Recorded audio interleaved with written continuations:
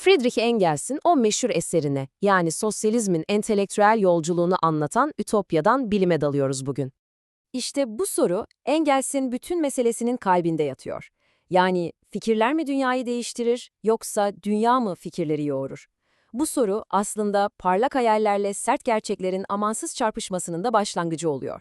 O zaman haydi, hikayenin ilk perdesiyle başlayalım.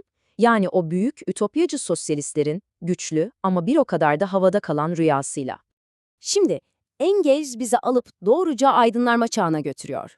Düşünün, öyle bir dönem ki en parlak beyinler, evrensel akıl, ebedi hakikat ve adalet gibi kavramlarla her sorunu çözebileceklerine, hatta mükemmel bir toplumu kağıt üzerinde tasarlayabileceklerine yürekten inanıyorlar.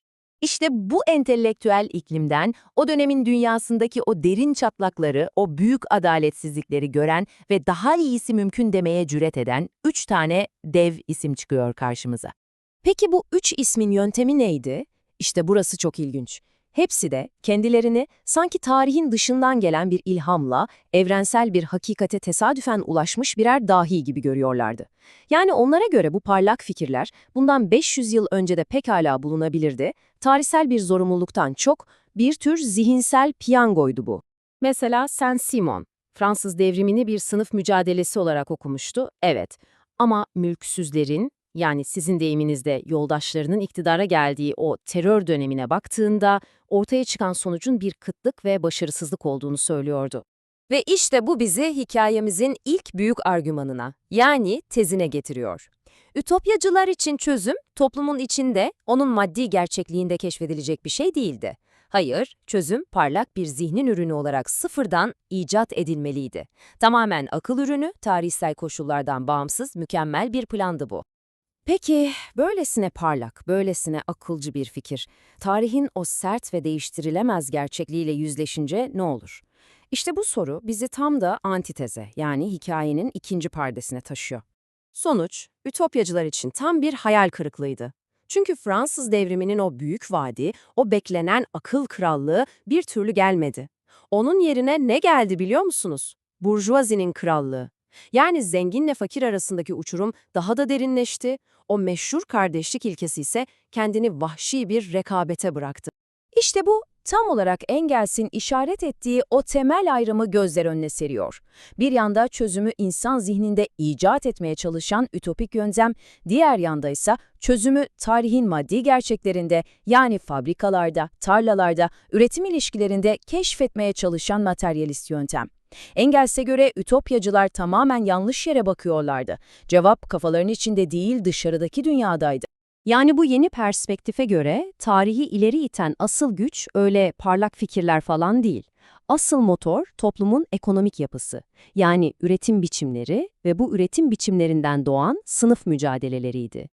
Peki tamam, bir yanda parlak bir rüya var, yani tez, diğer yandaysa acımasız bir gerçeklik, yani antitez. Bu ikisi nasıl bir araya gelebilir? Bu ikisinden nasıl yeni bir şey doğabilir? İşte bu sorular bizi hikayemizin doruk noktasına, Engels'in o meşhur sentezine getiriyor. Engels'in önerdiği şey, işte bu bilimsel sosyalizm dediği kavram. Peki ne demek bu? Aslında çok zekice bir hamle. Ütopyacıların o güzel hedefini, yani sınıfsız toplum idealini alıyor ama onu havada duran bir hayal olmaktan çıkarıp tarihin ve ekonominin somut, bilimsel analizine bağlıyor. Böylece o diyalektik süreç tamamlanmış oluyor. Tez, yani ütopik rüya, antitez, yani kapitalist gerçeklik ve nihayet sentez, yani bilimsel sosyalizm. Artık sosyalizm birilerinin aklına gelmiş dahiyane bir fikir değil. Aksine bizzat kapitalist sistemin kendi iç çelişkilerinin kaçınılmaz tarihsel bir sonucu olarak görülüyor. Engels'e göre sosyalizmi bir ütopya olmaktan çıkarıp bir bilime dönüştüren 2 tane kilit keşif var. Ve bu keşiflerin hakkını da Karl Marx'a teslim ediyor. Birincisi tarihsel materyalizm, yani ekonominin, toplumun geri kalan her şeyini belirlediği fikri. İkincisi ise artı değer, yani kapitalist kârın sırrının işçinin ürettiği değere tam olarak el koymamaktan geçtiğinin ifşası. Peki, güzel. Felsefi olarak anladık diyelim ama bu ütopyadan bilime geçişin pratik anlamı ne? Sahada ne değişiyor? Aslında her şey değişiyor. Çünkü artık sosyalistlerin görevi bambaşka bir hal alıyor. Çünkü sosyalizm artık birilerinin şans eseri bulduğu bir reçete değil, tarihin kaçınılmaz bir durağı olarak görülüyor. Dolayısıyla görev artık oturup mükemmel bir toplum modeli tasarlamak değil. Görev dışarı çıkıp bizzat tarihin kendisini, ekonominin işleyişini incelemek ve bu gidişatın nereye varacağını anlamak haline geliyor.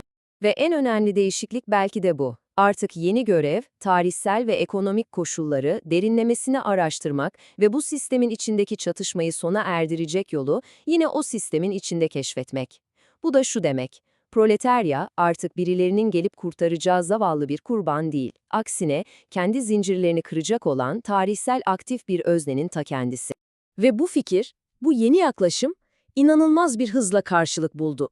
Öyle ki Engels'in bu anlattıklarımızı özetlediği küçük kitapçık, sadece birkaç yıl içinde en az 10 farklı dile çevrildi ve bütün Avrupa'da elden ele dolaşmaya başladı.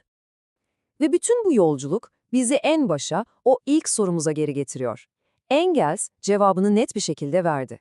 Tarihi yapan maddi koşullardır. Peki ya bugün?